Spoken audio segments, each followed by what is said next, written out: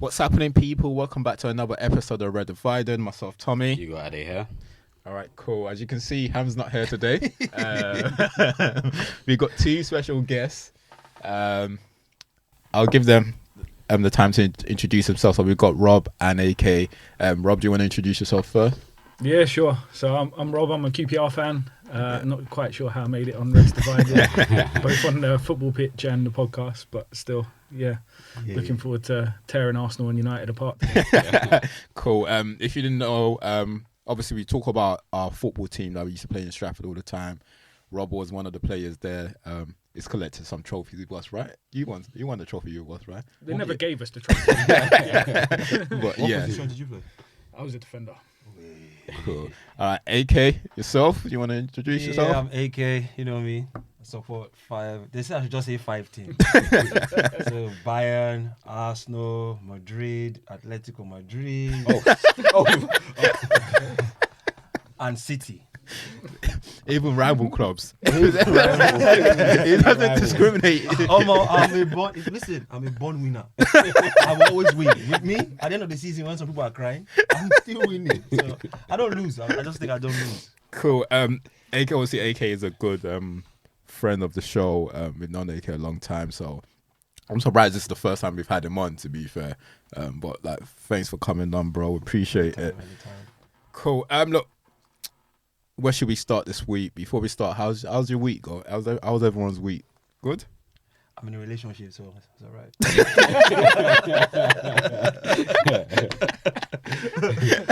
That's all I can say. You're out of the streets now.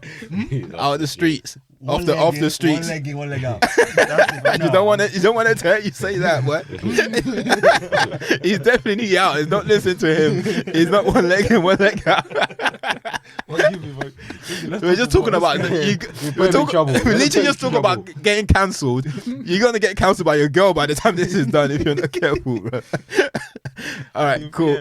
Yeah. I don't want you to get in trouble. How's everyone's week though? Good. Yeah, all good. Yeah. Right. Good. I know you don't sound like it. Seems like your team has stressed you out this week. No, don't worry about them. I don't worry about them anymore. All right, cool. Fair enough. All right, cool. Before we start, firstly, people, thanks for listening. First for tuning in again. Please make sure you subscribe to the channel. Comment, like, share this with friends and family. As we said last week, or as we say, if you do comment, we will make sure we dedicate time during the podcast to answer any questions. I think we do have a question this week, so I'll go through that at the end of the show. And yeah, share this with everyone, man. And if anyone do want to come on, just let us know, and we're trying to arrange that. Give us a shout. Cool. How are you, boys? So where did we start this week? So initially, we didn't actually, from the agenda that we sent you, we didn't actually want to discuss Arsenal this week. Not for too long, anyway. Not for too long, because Ham is not around. But obviously, because of the game yesterday, let's just start with that, because according to Arteta, it's a disgrace, or is it embarrassing? Just a whinger, man. But I just like, the game there wasn't much in terms of the game, because I feel like both tried to cancel each other out. Arsenal didn't create much. I think it was just an old school type of game, if from my perspective anyway. Like, it was quite, Newcastle was all over their faces. They were quite physical, and I think it was that tackle from Kai Havertz that obviously set off the game. Aside from that, both teams didn't really create any clear-cut chances. I thought Arsenal defended really well, and then that goal happened in the second half. So just let's get straight to it. The first point is, did that ball cross the line or not? I crossed the line. It looked like it crossed the line, to be fair. It looked like. I know you don't like Arsenal. It crossed the line. You know what? So they showed two angles of Match of the Day as well. I watched it live on Sky, and there was one angle Match of the Day that showed that it looks like he's onside, and there was one that everyone's ran off with on social media. I think that second one where they're saying the ball's clearly out of the line, so that's the one that everyone's ran off with. But what they were saying, VAR, is inconclusive, and I still agree with that. Is if you're not sure, and the reason why I said that, I remember last year, I'm not sure what game it was. It was the World Cup Japan game, and I said the ball crossed the line, and you say the the ball has to go over. It's the same thing as if it's over the line for a goal. Yeah. When you visually see it, the whole ball needs to cross the line. There needs to be daylight.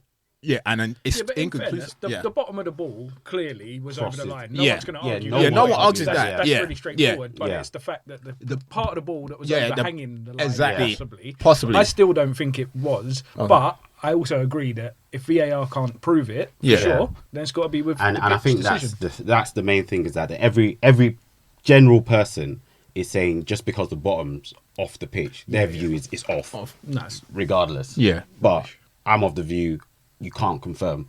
Right. And I do like that call being made. VAR are there to say, is it a clear and obvious mistake? Yeah. It's not, because they can't tell. If they can't tell 100%, then forget that. No, cool. If I didn't have this conversation last year with Ade in regards to the ball crossing the line, because I know he does reffing, I was adamant that Japan guy was like, "What, the ball crossed the line?" And from the visuals we're seeing, we can see the ball is clearly, the bottom of the ball is clearly off, like it's not on the line, right?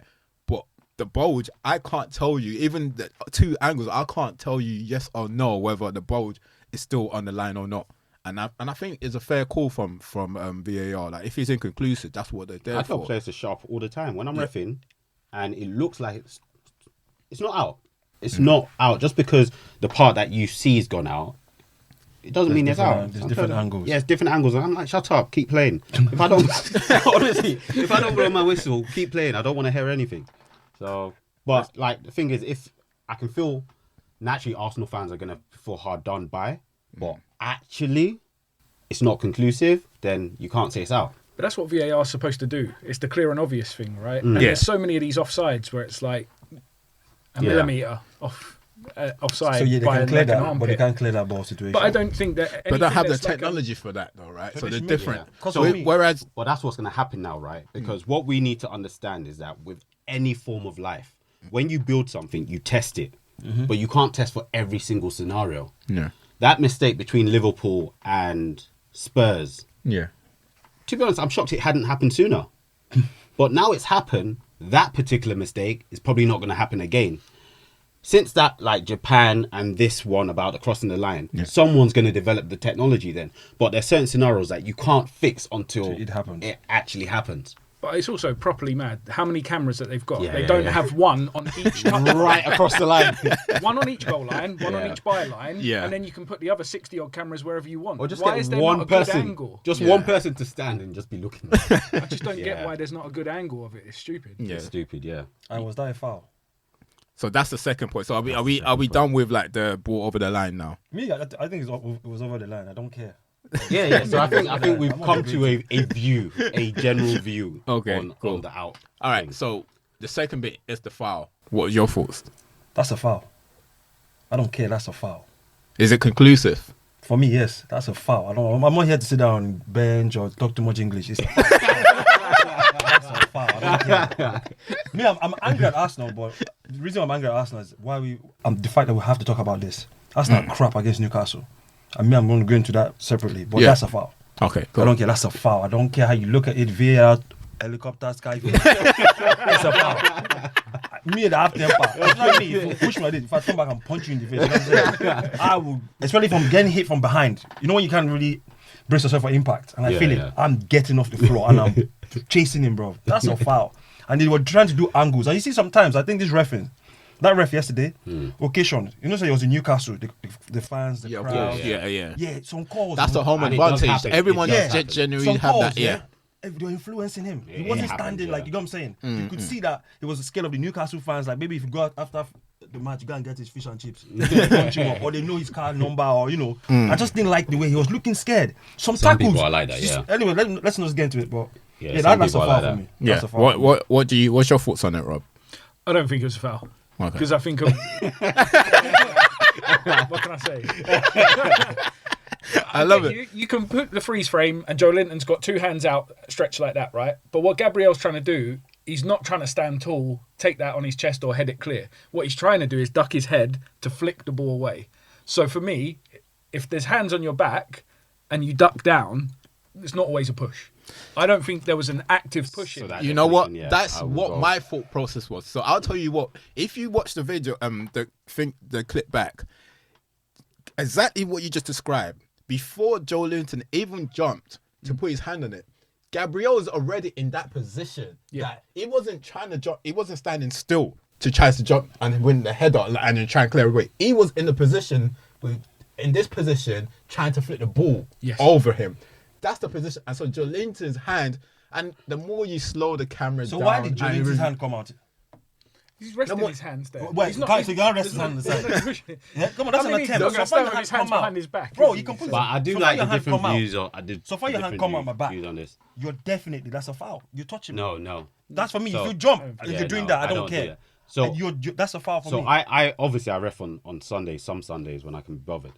But my view, because every time someone says, "Oh, hands in the back," I was like, his hand pretty much is just caressing you. He's not putting any weight. So I measure impact, all of that stuff. Can it influence your movement? If he's just doing like this, I'm not going to give a foul. So when I first saw it, I was just like, oh, that's not a foul. But then when they slowed it down, I was like, actually, that's a foul. Then I was like, actually, this slowness is going to make you have a certain view. But then when I looked at it holistically, I was like, Gabriel's already jumping, right? But even if he needed to jump maybe 2 more inches to header it, he can't because Joe Linton's hands are actually on him. So if there's any area on that would have made me disallow that goal, it would probably been that. I think I would just borderline giving it as a foul. But the fact is, again, if you're talking about VAR and you're talking about clear and obvious, you're having to see that full time, slowed down to then make a decision one way or the other, right? I think literally that's where the goal stands, because everything is not clear and obvious. So we get angry about, oh, it's subjective, not subjective. The definition is clear and obvious. So if there's any reason for us to have a debate as to whether or not it's a foul, then it's not clear and obvious.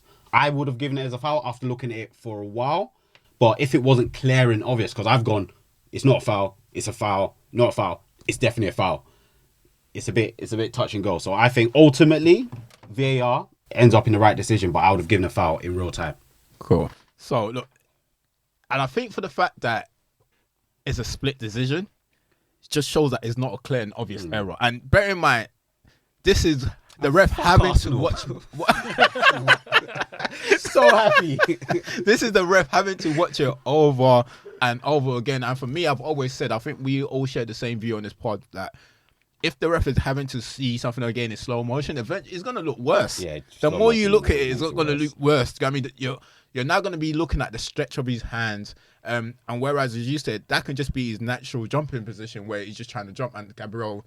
But at the same time, get biometrics out, and at the same time, literally physics. Yeah, and it's what I didn't think until you just mentioned it now, which is true, is that, wait a minute, that despite we thinking Joe Linton was just trying to jump, but it is affecting Gabriel, because if Gabriel even wants to move 1 centimeter, that arm. But then I think he also didn't help himself, because he threw himself onto the floor, and he just pretty much threw himself onto the floor. So it's just it was and I think why there was so much noise about it is because of like.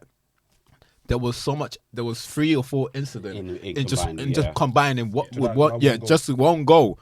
And the last bit is the offside, which one I wasn't sure about. And I thought the reason why I thought maybe it might be offside is because, correct if I'm wrong, I do believe there's a ruling that if like you're behind the keeper, it doesn't matter if it's a player behind the keeper and you touch it's offside. It's 2 players. It doesn't matter. Yeah. The keeper's normally included in that because obviously they're normally closer to the goal than the action. But, yeah.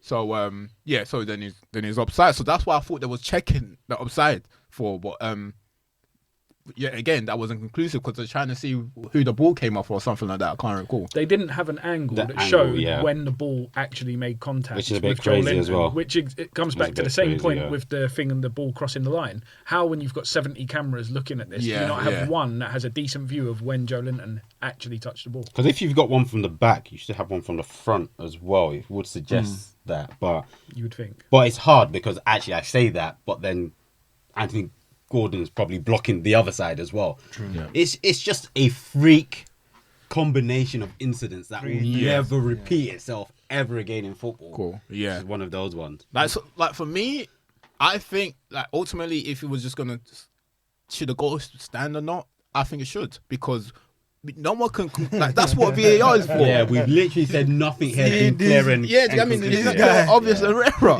United fan. The two of you. The two of you. Should have gone But stand to up. be honest, I thought about it and I tried to argue for it, but then I think what it boils down to is that clear and obvious. I think So if that's this what if this boils down happened to United, what would you be saying? I'll just be like, United are shit. Stop. No, to be honest, I might feel different, but I'll still go back to how I view each individual. If I take everything holistically out, to be honest, most of the time when things go against us and they can make a sensible argument, I'll put my hands up. But and I think that's the that's what's clear on this table. Like everyone's argument is not wrong. So what you're saying is Yeah, not wrong. Do you literally know what I mean? not That's a different point of view. Yeah, it's just and that's what it boils down to in terms of that final decision. Like whoever's at VAR was on VAR that day, there might be 3 or 4 of them having the same conversation as us, and if they can't come to an agreement, They were like, it's not clear. it's and not obvious. clear and obvious. Yeah. So I think that's why the ultimate decision might have been made, that it's not clear and obvious. So we've all just sat there and made points of why this should stand, why it shouldn't stand, but they can't come to an agreement, and that's what it boils down to. But look, and I just think that image that everyone just ran off on the social media with the ball, that's what they're gonna do. Because Arsenal Fan TV have posted 18 Yeah, posts bro. about it since yesterday. Like 18 to every. Bro, I that can't is, even scroll through. it's the same thing. Like everyone's posting, and I've like my friend called me, like Topes called me. He's a United fan. He was like, "That ball's crossed the line." I was like, "Bro, I'm so glad that incident." Said the ball crossed the line. Yeah. Talks. Yeah, and that's a United fan that hates Talks Arsenal. Talks. Yeah, he The said the ball crossed the ball. line. He said the ball crossed the line. I was like, Wow. but I'm so glad that I went through that last year with the World Cup when I was on Joe's side. So that ball's crossed the line. I don't care where the bulge or what. But now taking a step back and thinking about it, it does matter. So if they allowed it in the World Cup, I can't remember if they did or they didn't allow it in the World they Cup. allowed it. They allowed it in the World Cup. Why are we now arguing about this? And sometimes it's a different view, right? Because Arsenal fans definitely are going to be passionate about it. But you were arguing that had gone off and you didn't have any skin in the game. Yeah. Whereas when I explained that, literally, if it was on the goal line, you would say it's not cross. So why does that change when it's not on the goal line, when it's the same line? Yeah. There's so much stuff in football Right, that's like that though. Like it's a yeah. foul anywhere but inside the box. Isn't it? Yeah. Hang on, if it's a foul, it's a foul, right? It's literally, So it's in. It's, So I can it's understand outplayed. Arsenal fans' frustration because I went through that, and it wasn't even my team that was playing. We had an argument. We had an on the argument pod. We about had it. a full-on It wasn't argument. even my team that was playing. Yeah. It was just like Japan, and I was just saying that ball is out. That's off, and he was like, "But he's a ref, so he obviously refs when he can." And he obviously, and he it's freestyle. He's probably standing there. So he was telling me that no, that's not the ruling. That it has to Do be you the. miss, question to everybody, do you guys miss when there was no technology on VAR? I slightly do. Yeah. Because that wouldn't be in question now slightly if that was in place. Supporting a team that doesn't have VAR. Let me tell you, I want VAR. I want this nonsense rather than a ref that can't see things clear You as know what I day. asked? Do you remember that World Cup? Oh yeah. That was daylight robbery. But look, they took the goal, was 4-1, it went down in history. I just think all this VAR and stuff. It just causes Red eye. too much Too complaint. much debate. And it causes like you said, that builds up like a rivalry as well. When stuff like that happen, that you by the time you play each other again, you remember You're it. looking It's forward to quite, it, yeah. but But I don't think VAR is the problem with that. No, I think of it's the course, yeah. implementation of it. That's the Yeah, problem, 100%, right? If yeah. you're doing stuff where it's like by a millimetre and you can't tell until 5 minutes later and people can't celebrate a goal, that's nonsense. Yeah. But if you can look and it's like, oh, that guy was 2 yards obvious, offside, yeah. let's cancel that goal. Yeah. Then I think everybody would be more happy with it if it was, because the whole point of clear and obvious is we're not doing clear and obvious, Yeah. especially for offside. So But is VAR too meticulous? Yes. Yeah, And but I think it's ruining it, as you're saying. I But just think Yeah, I think you could just tone it down and it would take out the obvious mistakes. sort Yeah, of mistakes yeah. that are being made Pull or it not back. seen, or because a ref can there only needs to look be one air. way. There right? needs to be space. The Yeah. two lines shouldn't Yeah. be touching each other. Exactly. Yeah, There yeah. should be some space. But someone would always be unhappy.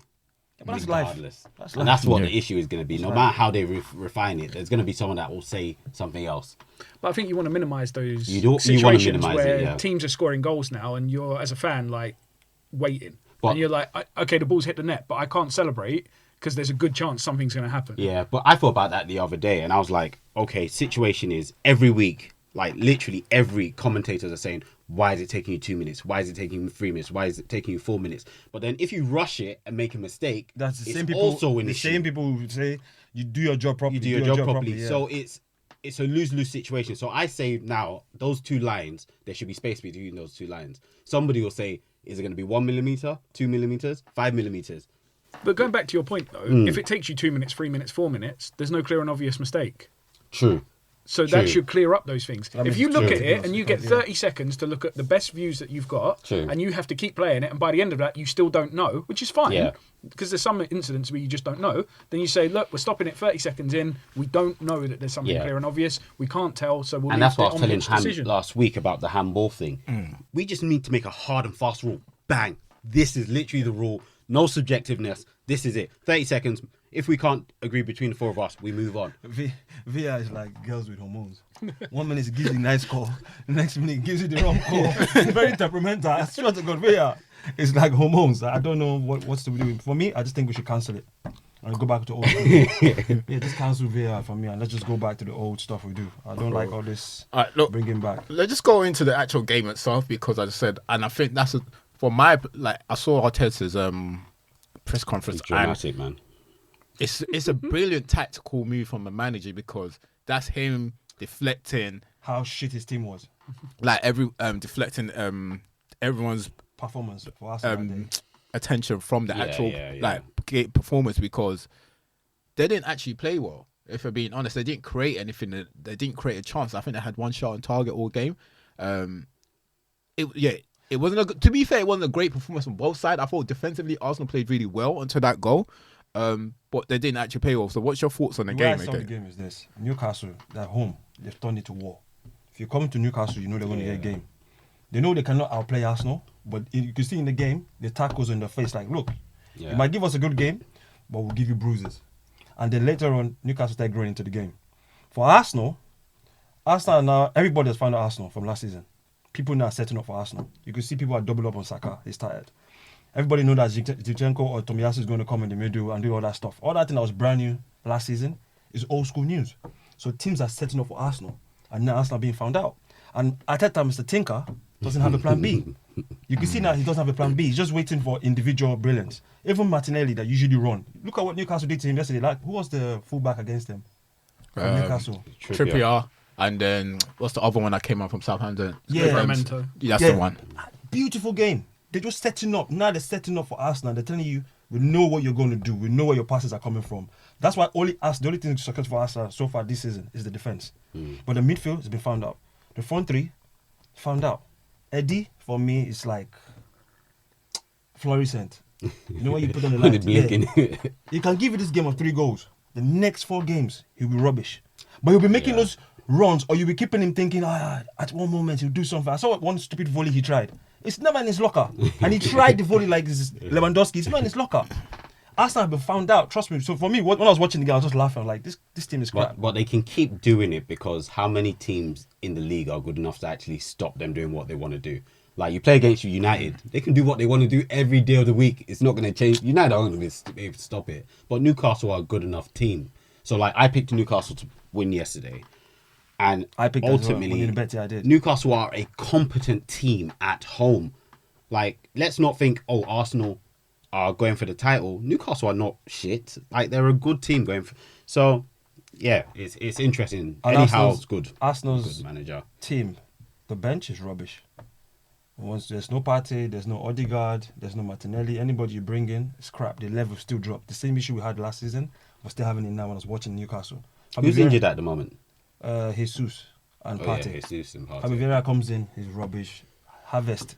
I can't call him his real name because I don't like him. He's rubbish. He doesn't. He's meant to be an upgrade to Xhaka. Now it's a downgrade. It's rubbish. Jorginho, I don't know if he's old. I don't know if he's having girl problems as well. It's Jorginho of last season that, when Partey couldn't do, he came in, he was giving us experience. Look at the mistakes he's making. It's rubbish. Like, they can't do nothing. Then Zinchenko now has turned every match to war. He comes in, and gets me angry. Zinchenko comes in and starts giving everybody motivational talk. Still doing it to today. I'm like, bro, just shut up and play the game. You know what I'm saying? I don't see nothing. Only that defense, that backline, is the only thing that's working. But for me, other than that, the bench, the team is poor. apart from first team, that's it, and they're very, very predictable. Cool. In terms of like your prediction, obviously for the season, where do you think Arsenal will finish off? Because you are an Arsenal fan. Yeah. I know you're an Arsenal fan. Third, Deep inside. Third, no cup. Third, no cup. No cup, no trophy, and third. You serious? Yeah, listen, It's Liverpool a are possible, coming. Liverpool are possible coming. thing. Yeah. Liverpool are coming. That's one. They're doing the thing, but they're beating teams. City 2.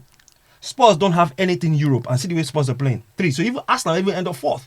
Trust me, I'm not capping. It's a Yeah, sensible. I'm It's telling not. you the Yeah, fact. it's not. Yeah, see, clear and see obvious. how Spurs played Arsenal in Emirates, and you know the same thing, the same gift Arsenal had last season of just focusing on the league.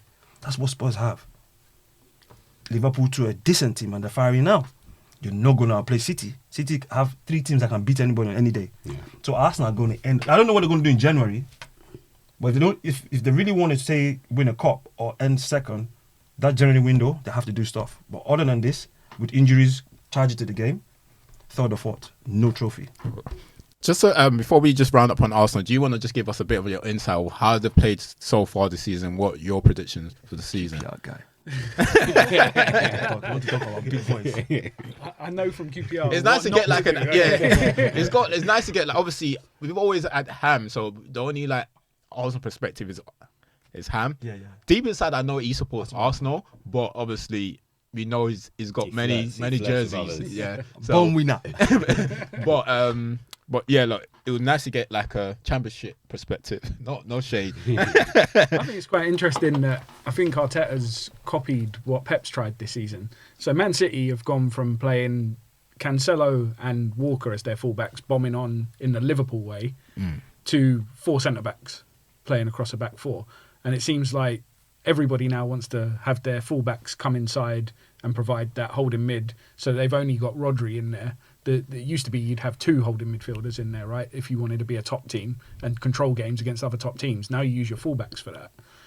So there's no overlaps for the wingers. And I think it goes back to what you were saying about Saka. Yeah. If he's got no support, if he's got no overlap from the right, because you've got Ben White at right back, you can be like, okay, Ben White, if you want the ball and overlap, that's fine. Because I know you can't cross for shit. So if you want to cross 10 times a game with Ben White, fine, go ahead. You got Tomiyasu on the left side. What's he threatening? Yeah, he's right footed. Yeah, he but you've got Tierney out on loan, who for me is the absolute perfect Traditional fullback that will give you the support with. And in games like that one against Newcastle, right? They're defending deep. They're not challenging you up at your defensive line for the ball. So you can control the ball at the centre backs and the holding midfielders all day against the Newcastle because they're not worried about that because they've got their shape. So the way to get them out of shape for me is to pull them wide. I think there's definitely games, especially against the lower teams, where bringing those fullbacks in, controlling the middle of the pitch, your wingers are good enough. I mean, we'll get to Man City later and what Doku did yesterday, but he's just ridiculous. He's what Sterling wishes he could be. But I respect Sterling. he had one good season. He left QPR at 14. I've never forgiven him. That's where he's coming from. No, respect Sterling. He made us 10 million quid though, so yeah, I can't argue too much. But yeah, I don't understand why it seems like there's a real easy blueprint of bringing the fullbacks in against the lower teams, control the ball and play through them. Whereas against the big teams, I still think width is the right way to get around a team that's, Man U try a low block. Newcastle were going to do the same thing. Why not have some width? Why not have like a guy like Tierney going around the outside and whipping in some good deliveries?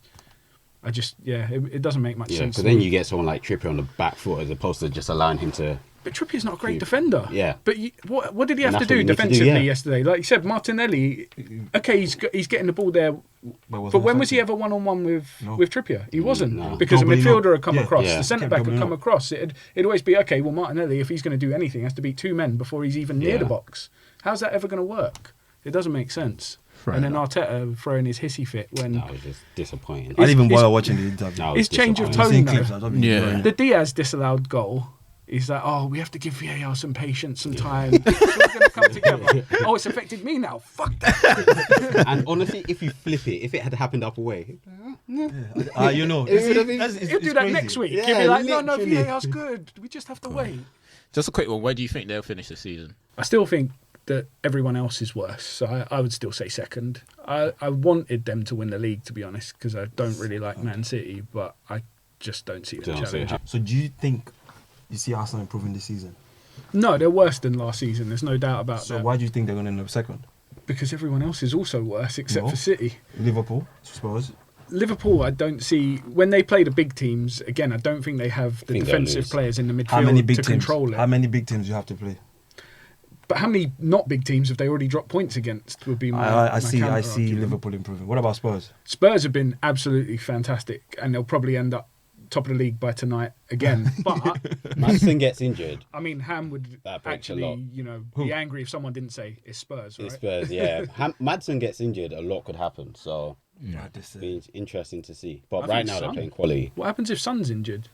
There was always the thing, what happens if Kane gets injured? And it was like, well, He's Son's gone, going to yeah. come in and score. Now, what happens if Son gets injured? What, you're going to rely on Richarlison? No, Richarlison's no, going to be no, your main no. man for 3 months when he gets a muscle He'll injury. never be. They've got some kids in the youth setup. But who's going to score Yeah, the it's goals? true. It's true. I just don't see. I think it's really strange that there's top teams, Chelsea, Man U, and Spurs, that all rely on one player in a position with no backup. And mostly it's forward positions. And the reality is, if both of those players was to get injured, by the time they come back, it could be over. season is gone, yeah. Yeah, it could be Yeah. over. So yeah, if it happens around Christmas or something, it's done. 6 games within a few weeks. Exactly, you're out of it. All right, cool. Look, so we wrap up on Arsenal on that. So we move on to United. We don't have to spend long on United. We will die there. We got all day. We don't have to spend long. So obviously, 2 defeats in a row. City. We talked about City last week, and then Newcastle. 3-0 was midweek. Obviously, I spoke to Ade and he said he changed the channel. What time? How much of the game did you watch? You know what? Which game? The Newcastle Newcastle game. Yeah. So to be honest, I wasted my time. I think I watched up to half time, but within 15 minutes, I realized we are stupid. Like, forget shit. We are just stupid. Like, look how Newcastle are playing us around the pitch. Like, it's literally like we don't train.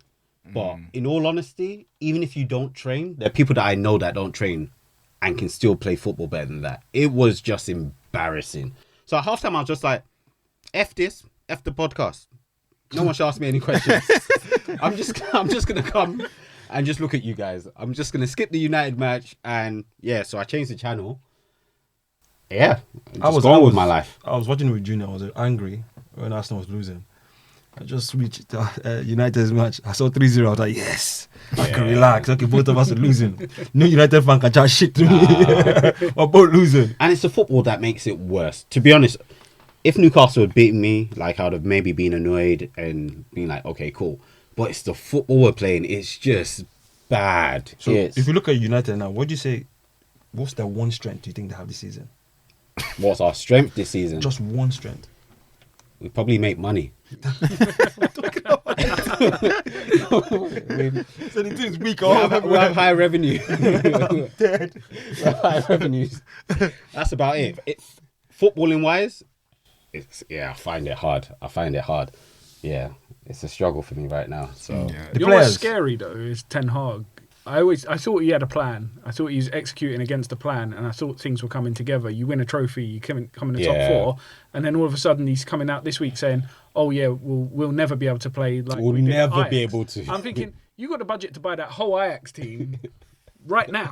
You can play that same Ajax team and play the same way if that's what you really want. But surely Yeah. you would see, okay, let's get a player with the same qualities but better because we're United. So why? and why we can't- have bought players, so it's not as if he's still playing with the same team when he got there. You've already taken 2 of the players that were in Ajax, plus Onana that you played with at Ajax, so that's 3. So what you want? So, but why though? I didn't understand why the It's- follow-up it's question wasn't confusing. why. I don't understand It's it. confused. And yesterday he was like, "Oh no, we're improving," and I was like, Really? "Somebody needs to shoot you." So sorry. I'm not. But what my issue was, like, okay, I didn't watch the match because I was actually around the Fulham area playing football. But watching match of the day, they're like, "Oh, it's been Fulham's second half, and then we scored." And then you now come afterwards and say we played well. All the commentators are literally saying it's been Fulham's half. Doesn't mean you were playing well because you won. And that automatically in his head, we won, so we played well. I think that's been United's problem recently. They win one game, it covers the cracks. the problems. They think, oh yes, we're back to winning ways. The next 2 games, bang bang. Then you win 1 more game, it's like, oh, we're back there. The next 3 games, bang bang. And I think he's deluded himself because obviously because he's under pressure, he can use that to cover himself. Yeah, we won. We played well. No, you didn't. What would you want to happen to United for them to change? Shall I be honest? Yeah. The Qataris the boss. But not all takeover is good takeover. Yeah, but that would be a good one. Right now we're in hell. We are in hell. Which coach do you think can come in and do No, something? there's no one. Exactly. There's no one. Because it's not like, even if you get more money, you've had enough money to be way better than we you need are. a poor person. Like we need we need somebody Mike that goes, Ashley to come and take United. We sell that club. No. Sport director. So we need somebody that's not looking at names. We need a pure football person. If it's going to be a manager, I'm not going to give you a name, but we need a pure footballing person that's going to come and play football. And when they buy players, aren't going to buy players based on the name, the price. Are going to buy players based on their ability to action the football. And I agree think what that's you're gonna saying, happen. but I don't think that can happen It for can't United. happen at Because United, United so- is a big club. And the fans too, they won't have risk high it. demand. They Yeah, don't they care won't if you're, risk it. oh, we're going to give you time. You're playing good football. We can see the philosophy. United want to sell shares. They want to win. Yeah. And they want to be in Europe because they're a big club. Yeah. So you can it's afford not to do gonna it with happen. Everton's, the Newcastles, Yeah. even say Arsenal's, yes, the all of Brighton. that stuff. Yeah. Forget the winning, but we like what we're saying. At some point in the future, we're going to win. They're not saying that to United. Yeah, yeah. It's not United's- working at Chelsea either, though. Chelsea tried that. Like, no big names. We'll get the guys at like 20 to 24, and we'll get But- shit but like they're high that. prospects. Too young. Yeah, but I think Chelsea's one is still more of a process. Like, I don't think you can expect much from them immediately. If Do you think it's you gonna be give them successful? I don't know. You give them 3-4 years, and if it hasn't materialized, then that's a problem. Then how much money have you wasted on time? But that's They're their like a issue. kid. You give a kid £20 and say go shopping. You give it to an adult, they come back with a balanced meal.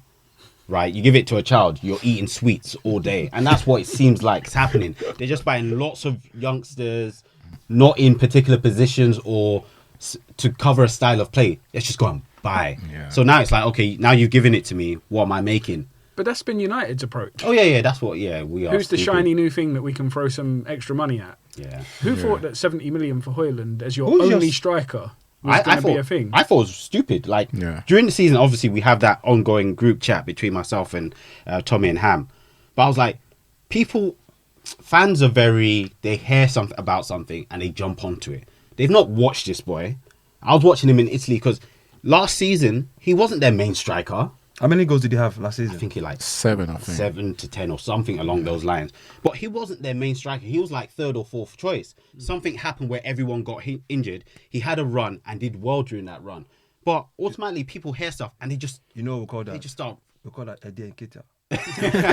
Remember last season when Jesus got injured? Eddie came, banged a couple of goals. Yes, we found him. He's actually better than Jesus. What happened? Yeah, short-lived. Football fans, their knowledge and their understanding of things are just short. I want to know the scout what's the scouting system in United? I'm not even. I could. Yeah, let me shut up. I've said too many bad words during this thing, so. I don't know. What's the scouting system? Look, Who's in charge? I think that's the biggest issue United as well. The scouting system is the fact that I think what Ade said, they'd rather go for the glamorous name rather than just buying a functional player that can actually play a certain position, play a certain role, and it's down to the Manchester United name as well, isn't it? So because with the big name, you're expected to buy the big players, and if you don't, everyone's shown up on it. Like I remember when we went to buy, I know like Anatovic is old, but he might just want it to be like there's certain attributes that he might be able to like. Reminds me of when you guys got the old Henrik Larsson. Yeah. And when they came in, Yeah. oh, he's finished. Well, he just Obviously, played I his do role. understand He the played fans. his Don't get me role. wrong. I Yeah, understand the his fans' role. frustration. That's not who we need. But I mean, everyone rather the name, even if it's not a name that a glamorous name, you want a young star that you don't know about, You don't that you even think is know a about wonder him. kid. with the shiny boots. But this is the Bro. thing. Yeah. So you look at United when Fergie was there and you were doing things, right? Yeah. Can you honestly tell me that you would have brought back a 35, 36-year-old Johnny Evans to play all the games at centre-back and relied on a 20-year-old as Yeah. striker? No. Yeah, no. You would have not bothered getting Højlund. You would have got a proven Kane or something like Yeah. that. You would have blown the budget on someone like Kane. Yeah. And And then you would have said, okay, well, I've got the 20-year-old in the youth team ready to come through and play 10, 15 games and do something. You even did that with guys like Makeda. He was terrible. Yeah, he was terrible. But His he scored footballing some career, really important goals. And that's it. You fulfill a role. But even if we didn't get Kane, yesterday the Kane situation was never going to work out. There were other strikers other than Højlund. With the situation of your club, let me ask you a question. Yeah. If Kane went to United, do you think he would perform? Would he have performed? He would have performed. With this current United team? Yeah. He finds a way. He would have still gotten his 20, 25 goals a season. Regardless of whether he'd finished 15, 14. No, you know now he's playing with Anthony on the wing. Yeah? Just think, so the way you're playing now, take away this your new 70 million striker and Kane was here. Do you think he's banging in goals? The reason why I'll score. say he'll still score. The He'll reason still why I'll score. say that is as bad as we're playing, apart from the last 2 games, we still somehow find a way to create chances. Funnily enough. And then those chances that these idiots are missing, Kane is scoring it. So it's like funny, like we still find a way. Like, look, we are bad. Don't get me wrong, but we always find a way. Apart from, as I say, We last had 2 games. 100 chances against Copenhagen, and they'll overrun it. It'll hit their shin. So it's, and then Kane, and you saw like from Kane in Spurs at Spurs, yeah, he doesn't have like a great midfielder behind him. So he drops. He drops deep, does like creates his own. He's an intelligent player. He knows he picks his spot right. Player surrounded by Bonfus. He's going to affect him. Trust me. Yeah, no, I get what Well, you he has mean. to score, But he it's has just to like live it's up- same way when Ronaldo came. Ronaldo went great. Like he's not the best, but he's still finding a way to score how many goals that season. Like this team is still as bad. Would you say your team is playing better now? Without Ronaldo? We're just as bad. See, we're not a team. You can't quantify us at the moment. So it's not a question. It's not a question. Because no, how do you say? Would you say your output, your chances you're creating? Forget the goals. With or without Ronaldo, what's the difference? Are you guys worse? Don't let us go into that. We're gonna go off topic. We're gonna be talking about United forever. So let's just move on. Yeah, sorry, Move my on bad. from this. Let's just move on. We're gonna be talking about United forever because We're we're gonna dig ourselves a hole. All right, cool. You're right. That's the next person I'm gonna bring up. Just talk about the Rashford situation. We know where we are as a team. Like, Okay. so forget United now. Obviously, there's so much Focus on players and all the external stuff aside from the actual footballing side of things. The next thing was Rashford. Before I get Ade's perspective, I want to get both of your view on this. So after the City game, there was reports that he went out partying. Yeah. And obviously the team found out and he apologized. All of a sudden, yesterday, Tenag said he's apologized, everything's fine. But then, what was reported yesterday is that he failed a fitness test, so he couldn't play yesterday. Start with you, Rob. If you heard that your player went out after you lost to one of your biggest rivals, what would your thoughts be? But wasn't it his brother's birthday? I think it was even his birthday. I think it was Was it his his birthday. birthday? Yeah. Because I just think like they're in such a pressurized environment. Everything's like the lid's on everything. Everyone wants to talk about like mental health of players on one side of the fence, and then when they try and live any part of a normal life, they get hammered for it. Like if it's his brother's birthday, if it's his birthday, if he wants to go, as long as he's not out till 4 o'clock in the morning getting sloppy, then if he wants, still on time for training the next day. that's what I'm saying. So what? Who's that hurt? I mean, he's local, right? He feels it. If you're talking about some of the other players United have had coming in and out of the door, they couldn't give a shit. 100%. You know that boy cares. Yeah. So you've seen all of the good stuff that he does outside of football anyway. So what you're saying is, if outside of football he wants to do things that feed children, you're okay with it. But if he wants to ever have fun, no, you can't do that. I don't understand the logic. I get that it's not a great look after you've lost a derby, but you're always going to lose that derby.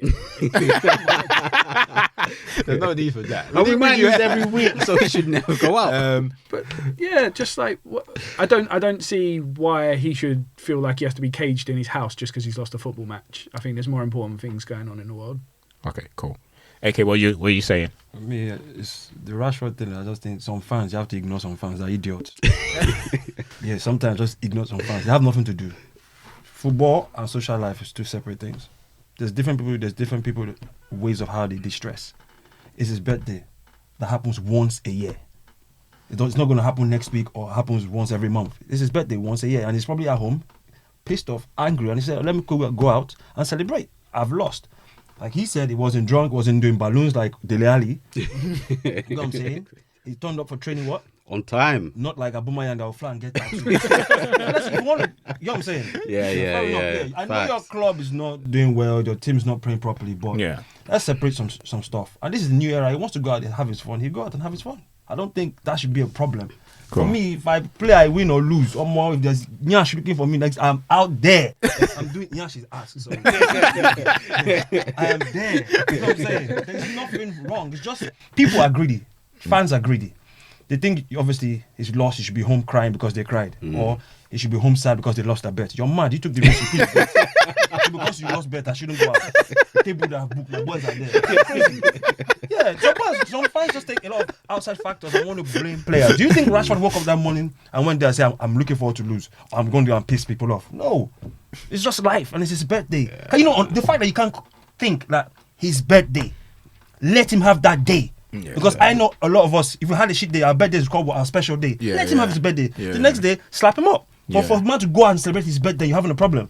You're mad. That's why most fans, I just ignore them for me. Yeah. I don't really talk about most fans. Now, that's what me and Ade was talking about it yesterday, and pretty much what you're saying is exactly what we discussed. And I think I just wanted to get your view before. Like, I didn't want us to say what we talked about before. It's not a bad kid. Yeah, it's exactly I was violently angry. Like, the fact that he apologized, the fact that Ten Hag said he apologized, offended me.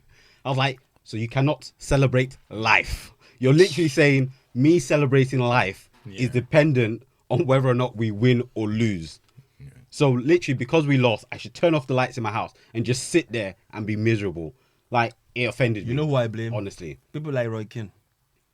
Yeah. Yeah, when Roy Keane has that good But Roy, to be fair, Roy's not like that. Roy's always made it clear. Yeah, he's like, always said that. Roy's always said, to be fair, even when I think they all said it in the changing room with Beckham and everything.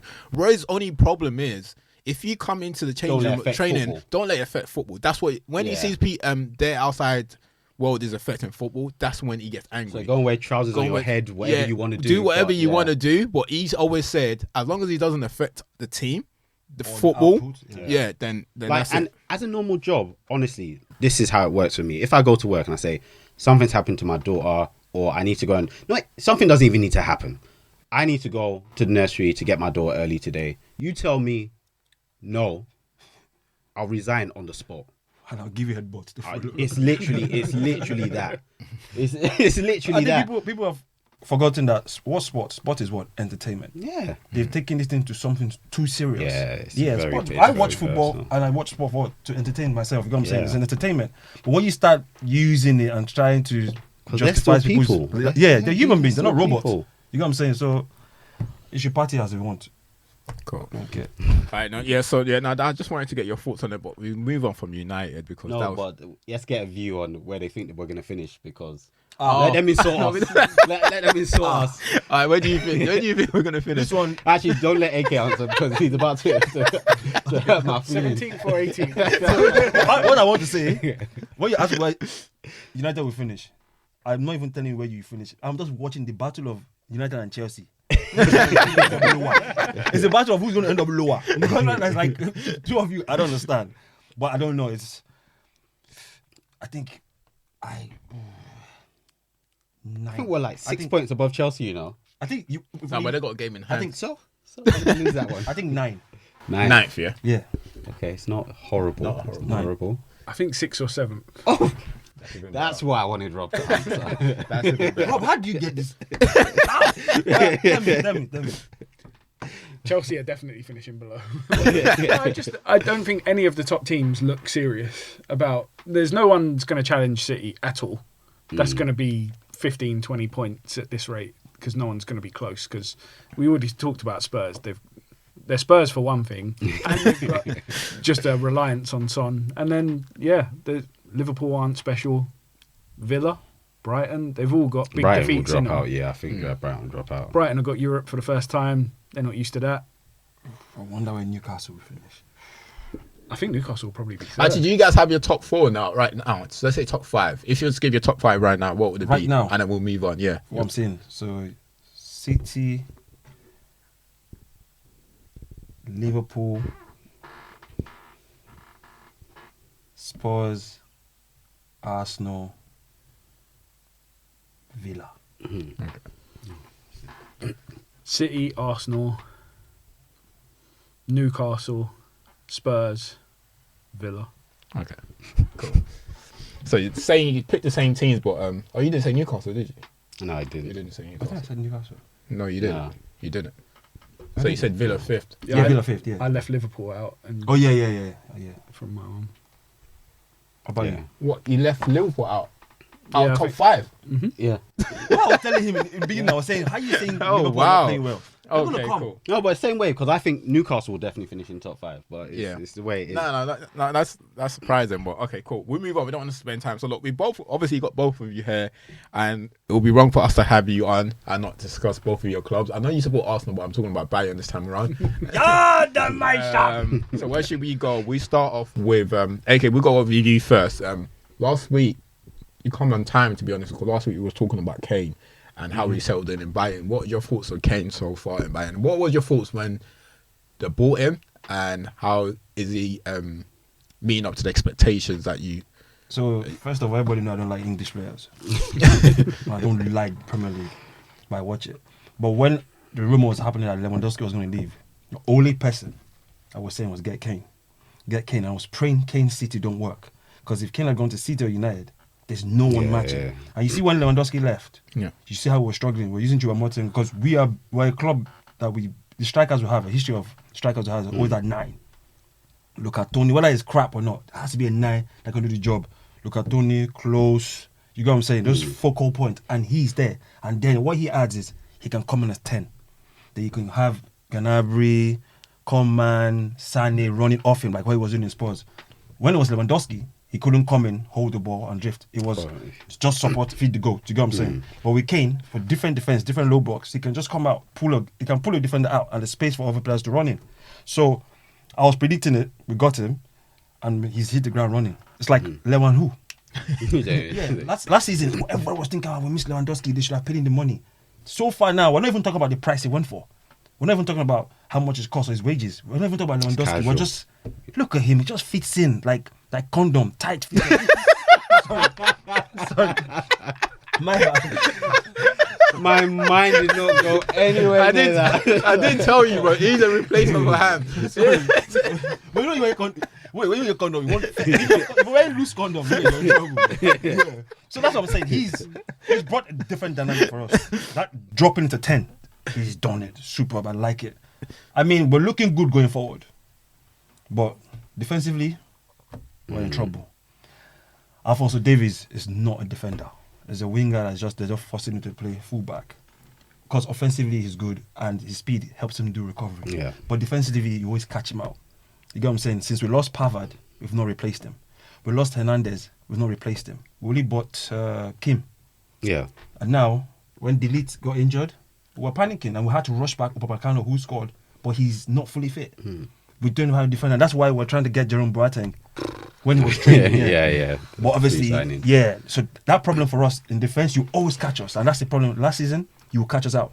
And that's what's going to be the big thing in big games. Big games. Towards the end So of- when you're facing Bayern, like when I see people, big clubs facing us now, I don't look at, we're going to ride this team. I'm just thinking, please Bayern outscore them.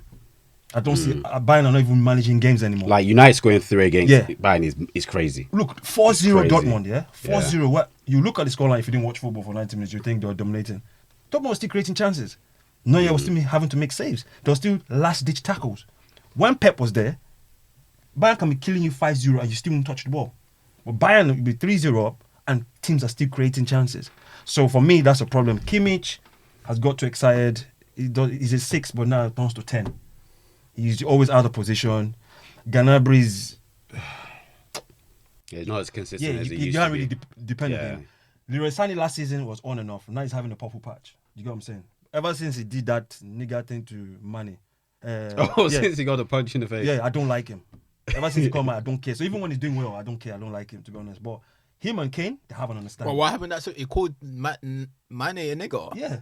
Oh, is that why? Yeah. That's why he got into a punch. There was a Champions League I match. thought they were just arguing after the. No. I didn't know He that. called him black. Yeah. That's the one there was a match. I find that quite interesting because Bro. maybe he called it's only even- me that's noticed. but Sané- they're both black. Yes, Sané also has Senegalese background. So Yeah, Mane was yeah. angry. So Yeah. when he went up and changed room, black boy, he doesn't care. Punch him up. That's why So ever since he did that, yeah. Yeah.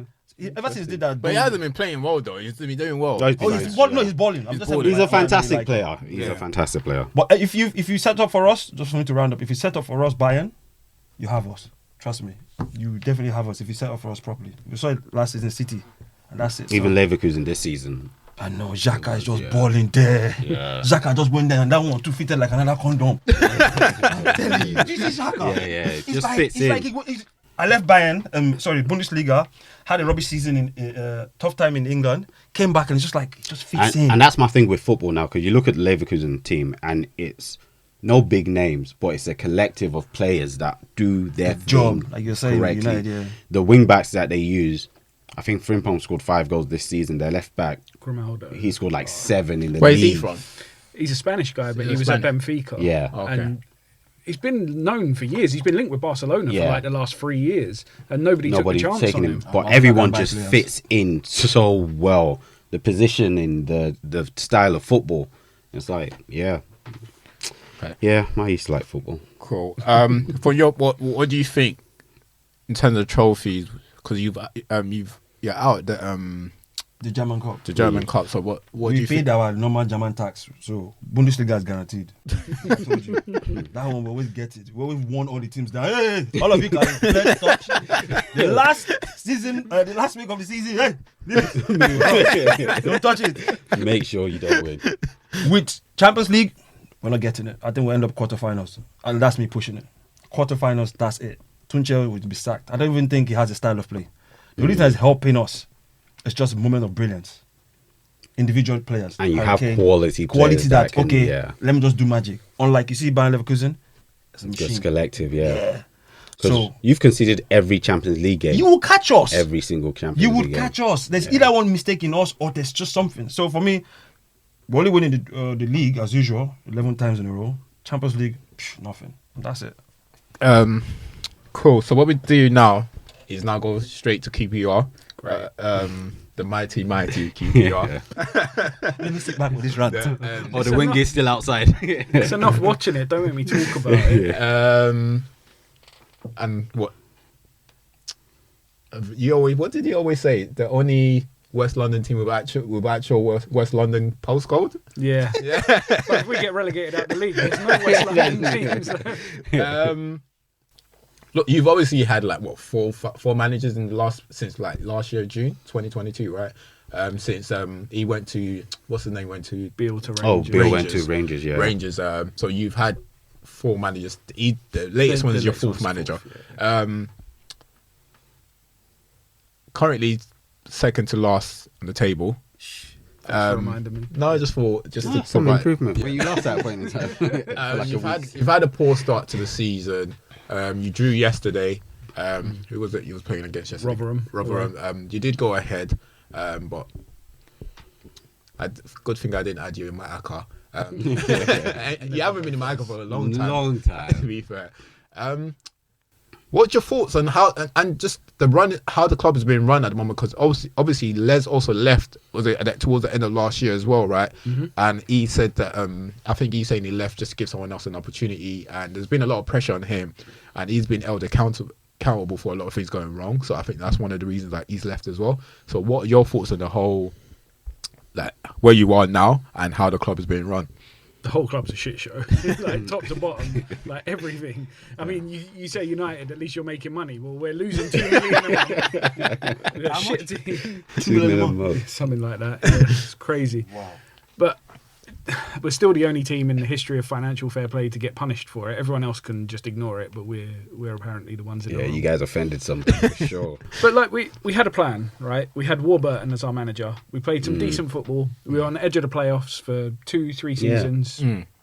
We fell apart at the end of those seasons. Fine. You want to let his contract expire? Okay. We got him Beale. Beale has the same kind of philosophy. Wants to actually play football. We played some football. We started turning shit just before he left. He goes to Rangers after saying all that stuff about loyalty, whatever. He can fuck off. Guy. Him and his mole can stay well away. But yeah, then we get Critchley. And Critchley again, like Liverpool youth team, did a good job at Blackpool, likes to play decent football. But like, if Beige was a person, it would be Critchley. He's so boring. there's nothing about him. He's got no charisma, no personality, nothing to. You're a player playing for him. He's going, go on, go running. Like, do you want to thump the chest, get these players up for it? Yeah. You can do it. Oh, fuck, man. Do you have bollocks at all? Can you find them? So he's gone. And then we get Gareth Ainsworth, who's a legend as a player, scored some great goals, some of the best goals I ever saw for QPR. But he plays long ball. Yeah. In this day and age as well. It's like we might as well have got Graham Taylor. What are we doing? We've had 4 years of building a squad to play football.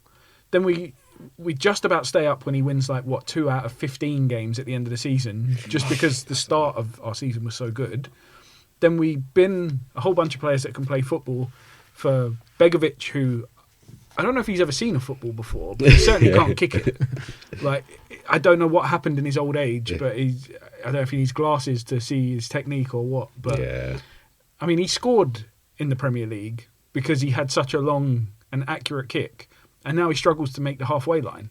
I don't understand how that's a thing. It's been a couple of years now that he's not been somebody that should be playing football. I think towards his end of Premier League career, he's just started to get dropped. And I think he became that second choice after a while. And then he's just going lower down the division, lower down the table and the division. Yeah, his ability's gone. Ended up at QPR. But we had so long of Ainsworth just saying, the boys are going to empty the tank today. They're going to run hard. They're going to do this. I'm like, sounds like Ten Hag. Yeah. Literally sounds like Ten Hag. You're getting paid to play football. I expect you to fucking run. Why? What is happening here? Why are we accepting that as our standard, that we're going to run? And okay, we were the only team to beat Burnley at Turf Moor last season. We had 18% possession. We played a home game against Leicester. We had 22% possession at home. I'm going to watch away teams dominate a ball. I might as well go watch Leicester do a training session. Yeah. Because I haven't seen our team play. Yeah. And then, okay, we get rid of him and we've got this new guy, Cifuentes. I've never heard of him, to be honest. I don't follow Swedish football that closely. But he says the right things.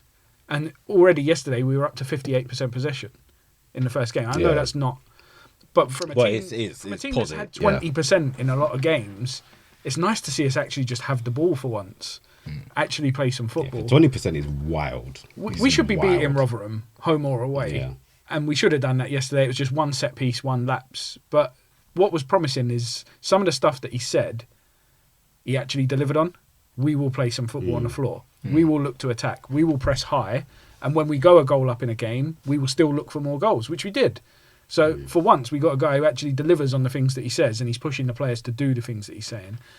We had an interview with him when he joined, talking about having the fullbacks come in, having overlapping and underlapping fullbacks in different games, assessing the opposition and setting up tactically for what their weaknesses are, individual, which we haven't had for the difference between telling a fullback to overlap, underlap, or move inside to hold in midfield. I mean, that's like night and day from a guy that's like, make sure you run today, mate.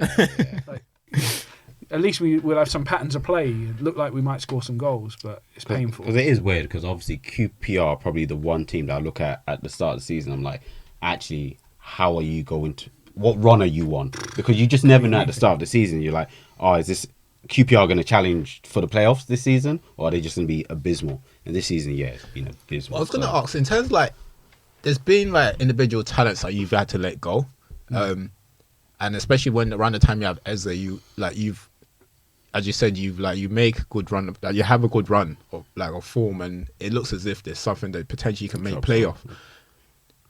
Is there a reason why they don't sacrifice and keep them? Because these players are talented enough; they're gonna go anyway eventually. They're gonna just hold on to one, because sometimes you can see one good player can build up a whole team in the championship and push them to promotion. And the reason why they don't try and keep one of them for at least one season. We did, and we're suffering for it right now. That's the difference. So Eze had to go because one, he was too good, as you can see from what he does week in, week out for Palace and playing for England and stuff. And he's going to move on from Palace, right? End of this season, if he keeps his form up. I was surprised City didn't get him this summer, just gone, because he's perfect for them. But we kept hold of Chair, we kept hold of Willock, we kept the basis of a squad that people wanted together, right? And then we still fucked up the playoffs. We still didn't make it. So it was like a rolling of the dice for that. And then that meant that this summer we had to sell Rob Dickey, we had to sell Seny Dieng. We raised 2-3 million from that, and we've got nothing but free transfers in. So the guys that we've got in, it's experienced guys that should be enough to keep us in the league. You got like Steve Cook, Begovic, Jack Colback, like. But those are things you're now saying keep us in the league as opposed to challenging for playoffs, which is a what happened to drastic Willock? change. Because there was one point, like, because I had a colleague, I've got a colleague that supports QPR as well. So, I've every now and then he asks me to come to a game, but I never get a chance to. Thankfully, I haven't been there. But when I do watch them, when you are on TV and I see Chris doesn't Willock. He doesn't look as if he should be in that team, because like when he's on the ball, it's technically he's head and shoulders above like the rest. So why isn't it worked for him like the Eze and Injuries.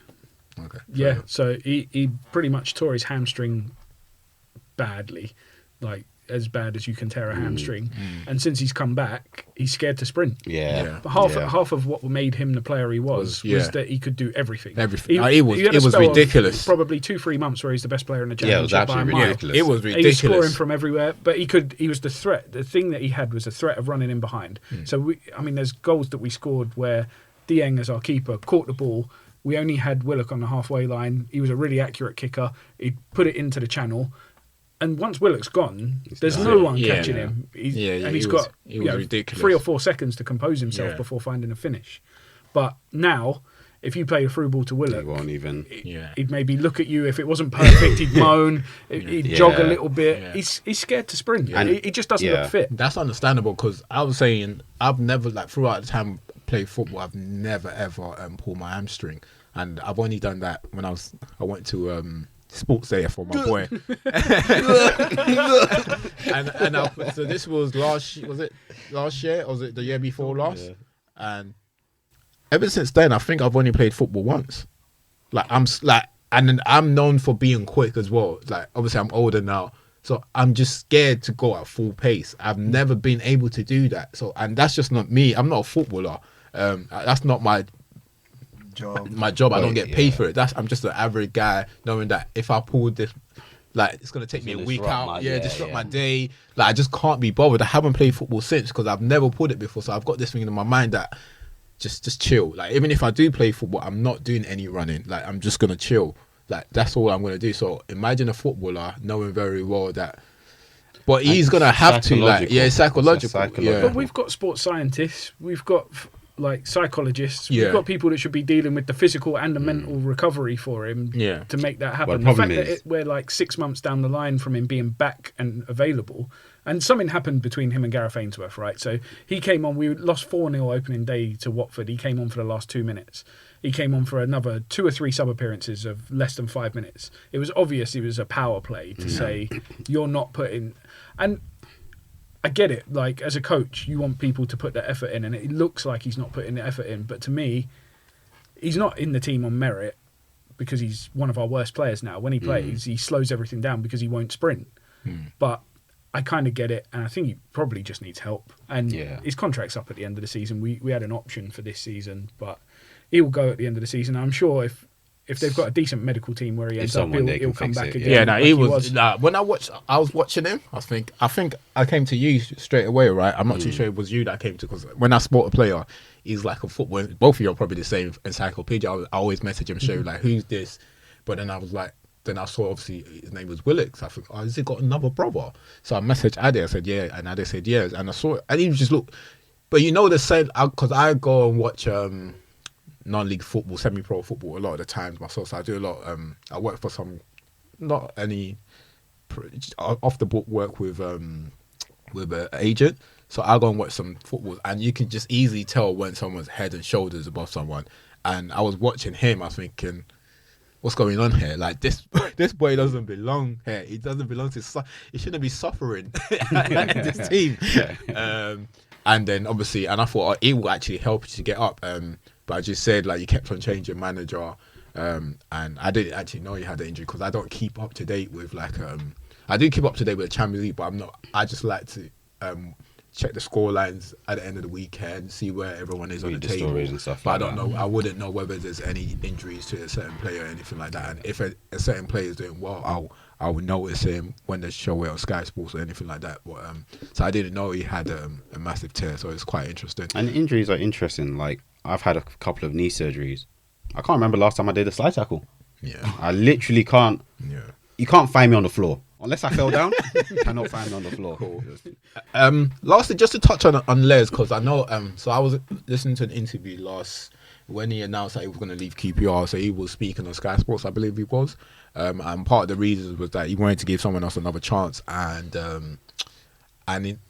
Without him saying it, he's pretty much saying, without him saying it, coming out saying it specifically what's happened, he's pretty much saying that he believes that he's been held accountable for a lot of things going wrong.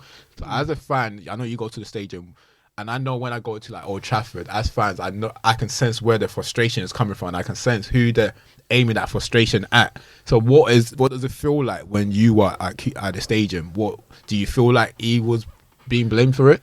100%. But I don't really understand why, because our owners have been the consistent thing in fucking up the club. They bought a Premier League club and they've got a club that's going to be in League One next season, right? I mean, if they're the ones that have been there the whole time, surely you lay the blame at their door. Yeah. Because they're the ones that slapped down money on Chris Samba and all those other players, and Park Ji-sung when his knees were gone and all of that kind of stuff. So Play for QPR. yeah, and laughed when we got relegated. Jeez. Yeah. I'll slap that boy if I slap him. But only him because he's little. Not Chris Samba. No, that's Samba. Samba, I'll pound the back. No, but it's a really strange thing because it was really toxic to Les Ferdinand. And if Les Ferdinand was picking the managers, other than Ainsworth, I think he did all right. I can see the logic. You know, Critchley didn't work out, but I could understand following the logic of where we were and what sort of football we were playing. But there's no direction from the owners. At one point they're throwing money at it and buying Joey Barton and all sorts of rubbish, and then they're saying, "Oh, well, we've got no money now." They're all billionaires. They're trading shares between themselves. They're trading the chairmanship, like because it's all play behind the scenes. Obviously I can't say too much, but like the football team that I'm around, it's very interesting to see the things that happen behind the scenes. Yeah, everyone blamed Les for all of it, and it was like, well, I'm sure there's things in his job that he's not doing perfectly. I don't know what his job actually was. So if some of those people who wanted him and hounded him out the door wanted to tell me some of those, I'd be all ears, because there's no communication about what happens in our club. There's no roles put up on a website about this is my job description. So he had to go because he was distracting from the other problems, and I think he probably did the right thing for himself and for the club to move forward. But I mean, the owners are throwing money in because we're losing it, but short of that, there's no direction, there's no leadership. Our CEO's just become our chairman this week, and so he described himself last season as not a football man. Which, fucking brilliant. Thanks. Yeah, great. So, like you said, who's going to be picking the players? Who's the targets for January? We're right in the shit, right? We're 6 points from safety. Where are you putting your resources? He'll be in back January? up next season. It's the season after, I mean. I doubt it. So how many games have you guys played this season so far? I think 14. How many games have you won?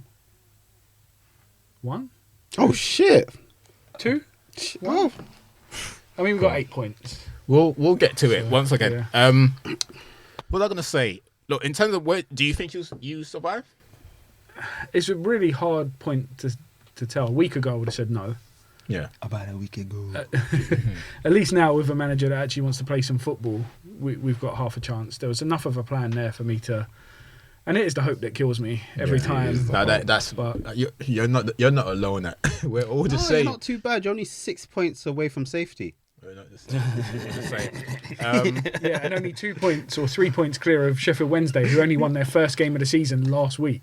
Shit. I just hope this new manager just rejuvenate the players, the whole club.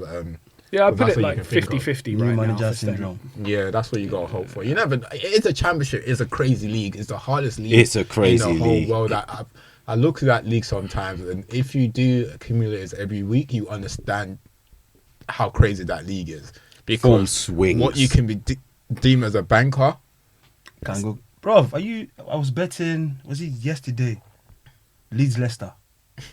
Leicester have been smashing the league. Smashing the whole Yeah? thing. Yeah. Leeds came to Leicester. I'm thinking, my friend was asking, I said, put Leicester to rock. What happened? Leeds did it 1-0. Yeah, What, yeah. was it 1-0 or 2-1? It was 1-0. 1-0. Yeah. I never.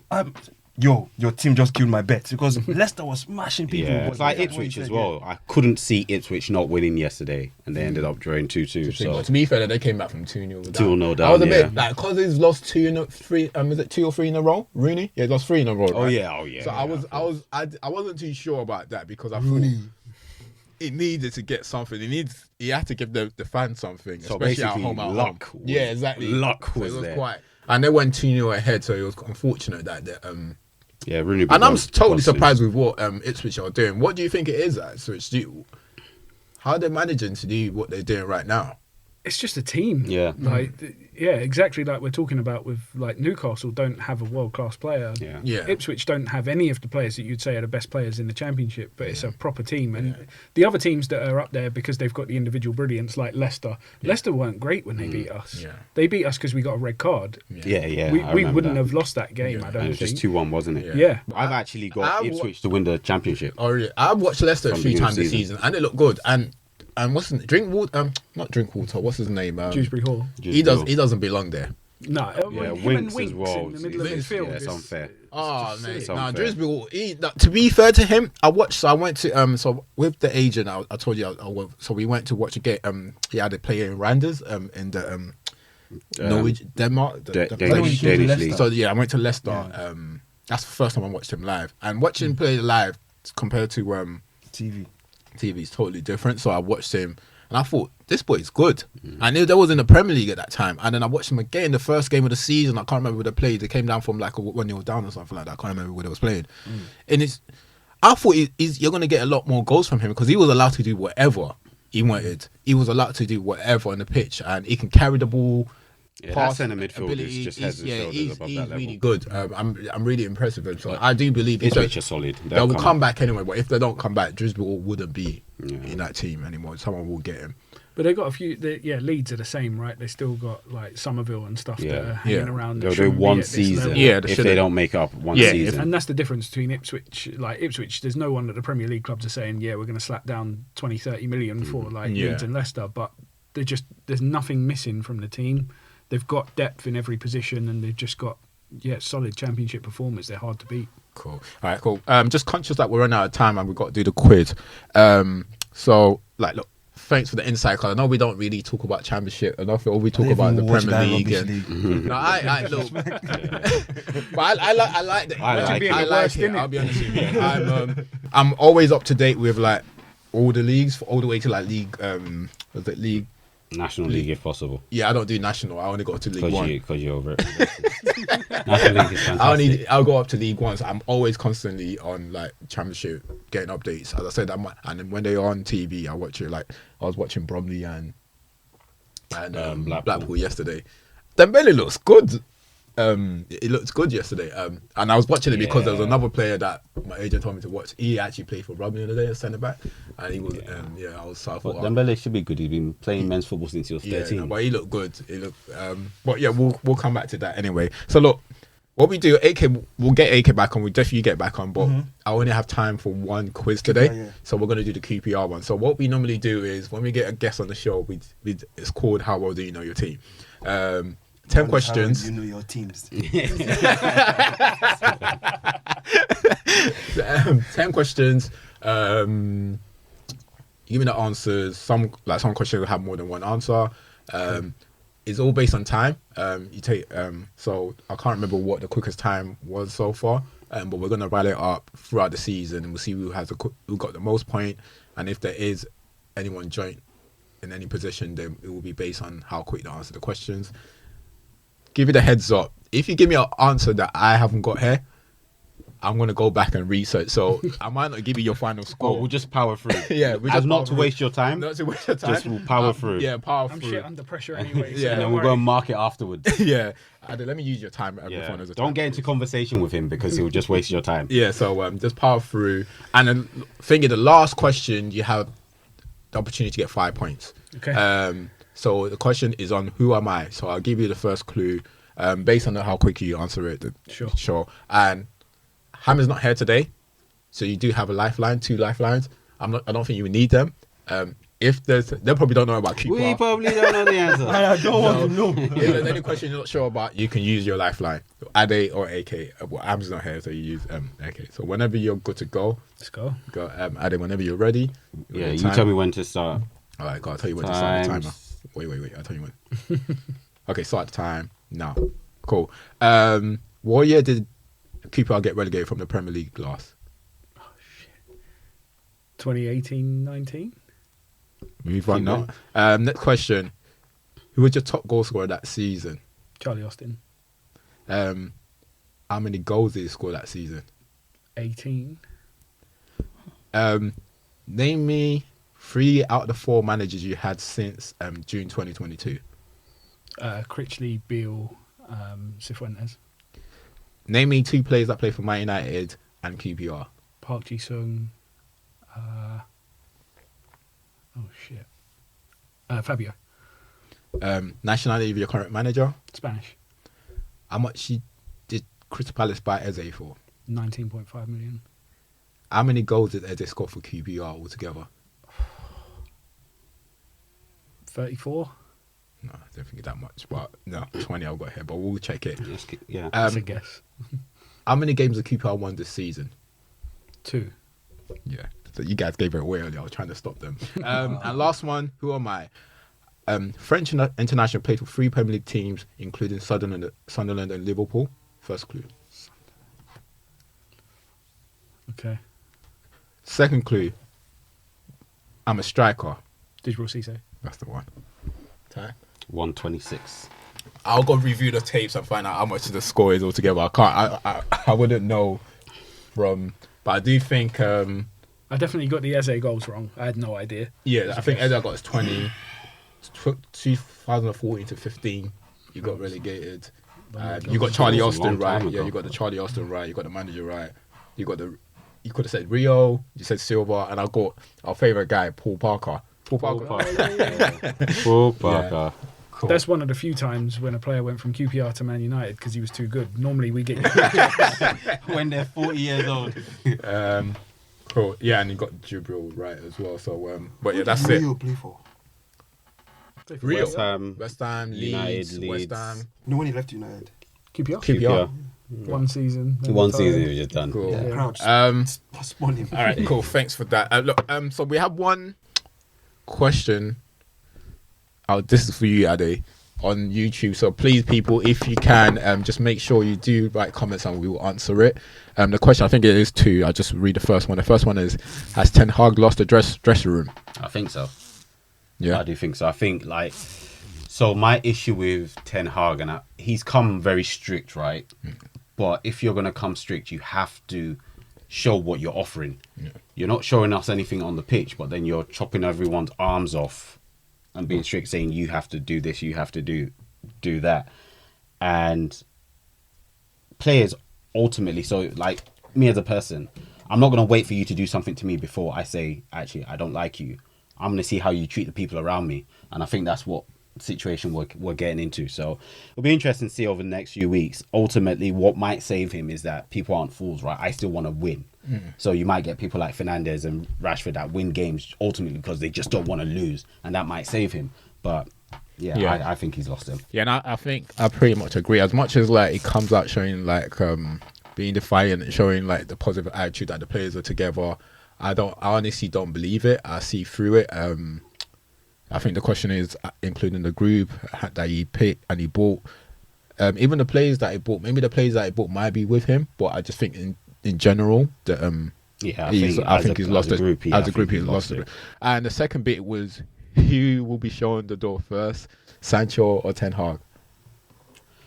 Whew, what month are we now? November. Yeah. Oh, I would say Sancho might just because of right. Yeah. Unless that Christmas period is so hectic and we lose all the games, then he gets sacked before the 1st of January. I think Or the Sancho two of will them go will go at first. the same time. And go to the same team. Cool. Done nothing for us. Yeah, look, I agree. I think in their mind they're probably thinking we'll give him until the end of the season, but if he continues this rate, I think they'll put the trigger earlier. So I do. Maybe Sancho will probably go in January, but in their mind they'll probably want to give him until the end. I think the Ineos deal is going to be the driver. If that Ineos deal completes before January, and Ratcliffe comes and says, "Actually, I don't think this works," I think he changes him. So I think that's a big driver on it. If that deal goes through. Cool. All right, look, that's the question. That's the question we got this week. Thanks, Patrick, for that question. There's another comment, but it's not really a question. It was just more following up from what Ham said. Shout out to Mike Manaman, which is that's it. But people, please, if you want to ask any question, please comment, and we'll make sure we cover that. Thanks, Rob. Thanks, AK, for joining. I hope QPR stays up in the championship. So It would be nice to see them back in the Premier League, but I'm not sure that's happening. I'm not sure that's happening anytime soon. But we'll hopefully try and get you back on, because it is, I think, it provides a different perspective to the show. We don't really get much insight into like championship and stuff. So what we do next time, maybe try and talk about the championship as a whole rather than just QPR. Because your knowledge is probably a lot better than all of us. I only care about that because of my ACCA. Apart from that, I don't really care. But yeah, that's it. Thanks, people. Thanks for listening. Please make sure you subscribe to our channel. All the good stuff. Share this with friends and family. AK does have a podcast show on YouTube.